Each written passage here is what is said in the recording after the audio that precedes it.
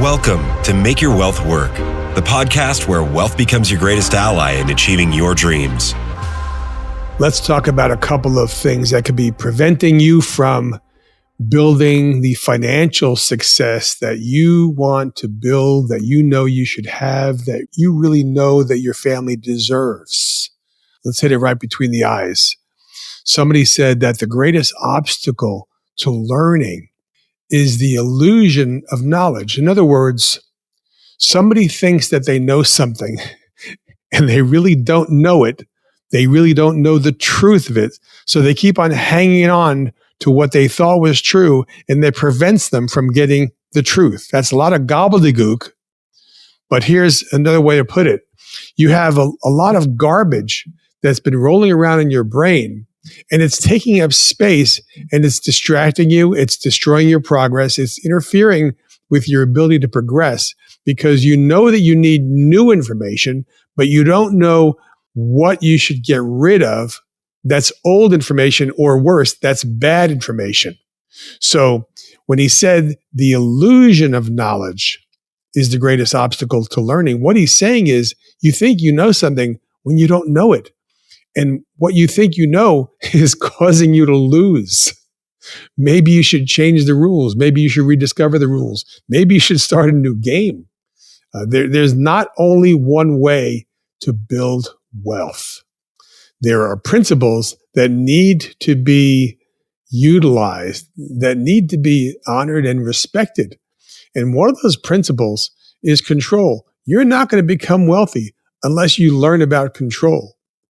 The more control you have, the more wealth you build. And the more wealth you build, the more freedom you have. Control, wealth, freedom.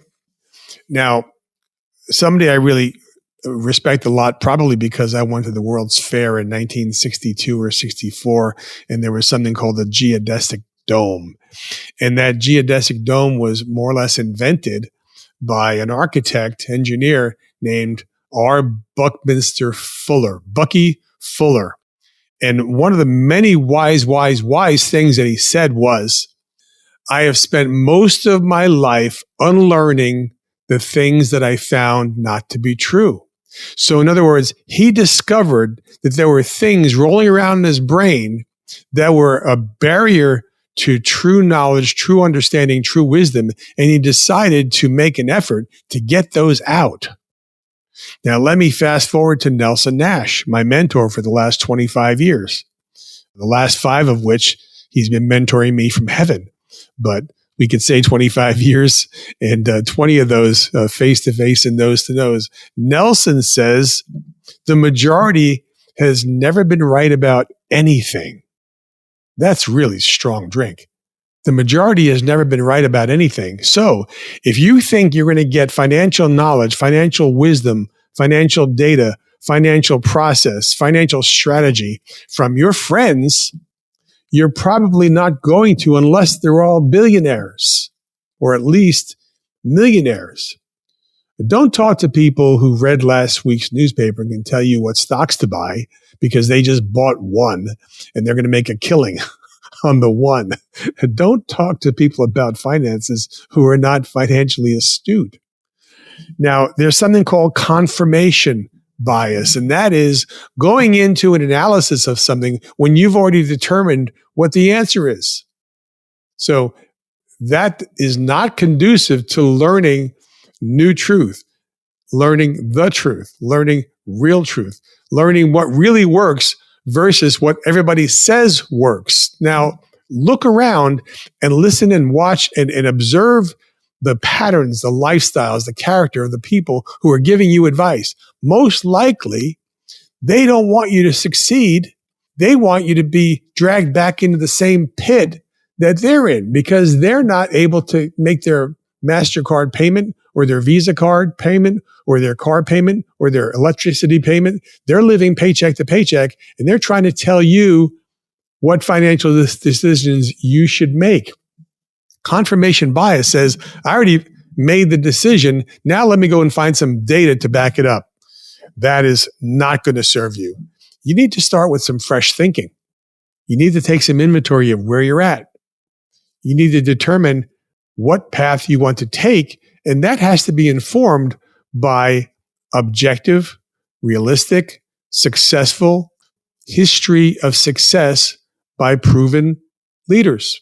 Now, there are probably thousands of financial coaches who you could listen to. Make sure that you look at their plan. Make sure that they're willing to show you their plan before they start giving you advice. Anyway, the point here was you need to clear out the cobwebs that are residing in your brain that are preventing you from getting good information.